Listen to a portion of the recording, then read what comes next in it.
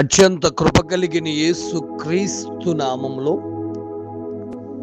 వాక్యాన్ని వింటున్న బిడ్డలందరినీ కూడా దేవుడు సమృద్ధిగా దీవించి ఆశీర్వదించును గాక. ఆమేన్. ప్రియ దేవుని బిడ్డలారా, అందరూ ఎలాగున్నారు? బాగున్నారు కదూ? ఉదయమే లేచి ప్రార్థన చేసుకున్నారా? వాక్యాన్ని ధ్యానించారా? కుటుంబ ఆరాధన మాత్రం మానొద్దు. పరిస్థితులు ఎలాగున్నా, పరిస్థితులు కష్ట స్థితిలో ఉన్నా, అది సంతోషంగా ఉన్నా, కొంచెం బాధాకరమైనటువంటి స్థితుల్లో ఉన్నా, ప్రార్థనా జీవితాన్ని మాత్రం మానొద్దు. ఎందుకంటే కొంతమంది శోధనలు, ఎదురయ్యే సమస్యలు, కష్టాలు కొంతమందిని దేవునికి దూరం చేస్తూ ఉంటాయి, మరికొంతమందిని దేవునికి దగ్గర చేస్తూ ఉంటాయి. ఉదాహరణ చెప్తున్నాను. మొదటి సమూయేలు గ్రంథంలో 1వ అధ్యాయము 6వ వచనాన్ని మనం చూసినప్పుడు, మరి హన్నా గారికి పిల్లలు లేరు, పెనిన్నా గారికి అయితే పిల్లలు ఉన్నారు. దీన్ని బట్టి పెనిన్నా ఆమెను రోజు విసిగించేసిందట. రుణమాట అదే.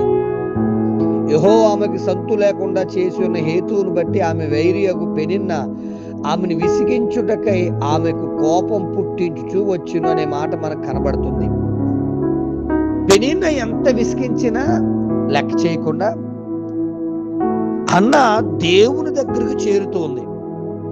ఎంతో అవమానం, ఎంతో బాధ. 10 మంది గుడ్రాలు అంటున్నారు. ఆల బాధలు కూడా ఇంట్లో ఇంకా ఎక్కువ బాధ. ఇటువంటి బాధాకరమైన స్థితిలో, విసిగిస్తున్నటువంటి స్థితిలో ప్రాణం విసిగేసి మరి ఇబ్బంది పడాలి. కానీ ఎంతమంది ఎన్ని రకాలుగా విసిగిస్తున్నా ఆమె దేవుని మందిరం దగ్గరకు వచ్చి దేవునికి దగ్గరయ్యి ప్రార్థించింది. కాబట్టి సమూయేలు లాంటి ప్రవక్త ఆమె గర్భాన పుట్టాడమ్మా. బిడ్డలారా, ఇదే మాట మీరు గమనిస్తే న్యాయాధిపతుల గ్రంథం 16వ అధ్యాయం 16వ వచనంలో మరి సంసోను గారిని చూడండి. దెలీలా కూడా అతన్ని హింసించేసిందట, విసిగించేసింది.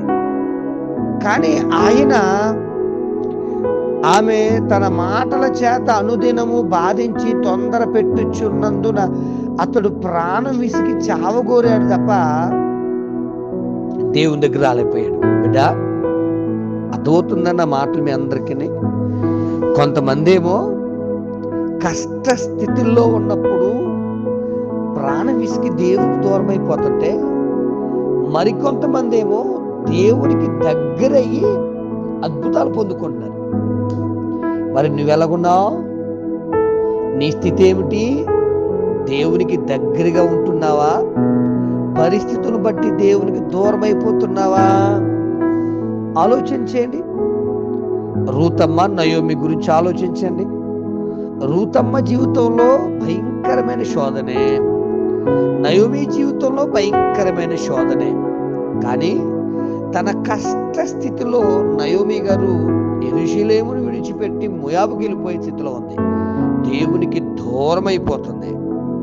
మరి రూతమ్మ గారు దేవునికి దగ్గరగా మారుతుంది. ఆ మోయాబురాలైనా కానీ బెత్లెహేములో ఉన్న దేవుడు గొప్ప దేవుడని, అద్భుతాలు చేసే దేవుడు అని విని మరి బెత్లెహేముకు వచ్చింది.